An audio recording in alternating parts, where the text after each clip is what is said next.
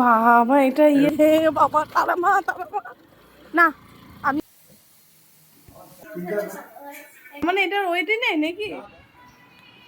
Hello বন্ধুরা, আমার mini ব্লগে আপনাদের স্বাগত। আজকে এই 9:30 মতন বাজে, ঘুম থেকে সকাল সকাল উঠে পড়েছি। আর এইদিকে তো রান্নাবান্না চলছে, সকালে টিফিন হচ্ছে। এখানে কিন্তু সময়টা কি করে কেটে যায় আমরা বুঝতেই পারি না। তোমরা তো জানো আমরা জলপাইগুড়িতে আছি, আর জলপাইগুড়িতে আসা মাত্রই মানে যাওয়ার দিন একেবারে কাছে চলে আসতে থাকে। আজকে আমি নিয়ে যাচ্ছি তোমাদের আমার শ্বশুরবাড়ির যে ব্যালকনি, সেই ব্যালকনিতে। দেখো কত পাতাবাহার গাছ, এই সাইড দিয়ে কিন্তু মানি প্ল্যান্ট গাছ উঠেছে, আর চারদিকে প্রচুর গাছ আছে। আমার শ্বশুরবাড়িটা অনেকটাই বড়, কিন্তু আজকে হয়েছে কি যে রান্নাঘরটা যে আছে, রান্নাঘরের চিমনিতে কতগুলো চড়ুই পাখি বাসা বেঁধেছে। তা তোমরা তো ব্লগের প্রথমেই দেখতে পেলে যে কতগুলো ডিম, তা ওগুলো হচ্ছে চড়ুই পাখির ডিম। আর এখানে যে দেখতে পাচ্ছ ব্যালকনির মধ্যে কিন্তু খুব সুন্দর একটা দোলনাও রয়েছে।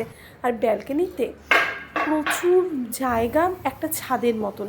আর এখানে যে আমার শ্বশুরমশাইকে দাঁড়িয়ে থাকতে দেখছো, শ্বশুরমশাই কিন্তু সমস্ত কাজগুলো মানে লোক দিয়ে করিয়ে নিচ্ছে। কেন কি এই পাশে রান্নাঘর, আর রান্নাঘরের চিমনিটা অনেকটাই উঁচু, একটা সিঁড়ি লাগিয়ে নিয়ে সেই লোকটা ওপরে উঠে চিমনিটাকে পরিষ্কার করবে। তোমাদের সমস্তটাই দেখাবো।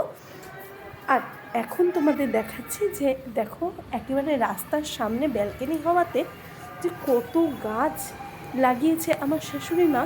এই দেখো ছোট ছোট টবের মধ্যে প্রচুর গাছ লাগানো, আর গাছগুলো এত সুন্দর করে লাগিয়েছে না যে উপর থেকে ঝুলে ঝুলে পড়ছে। আর এই যে এই দরজাটা দেখতে পাচ্ছ যে ব্যালকনিতে, এটা কিন্তু আমার বেডরুমেরই দরজা। আর এই দোলনাটার কথাই তোমাদের বললাম। কী কাজ হচ্ছে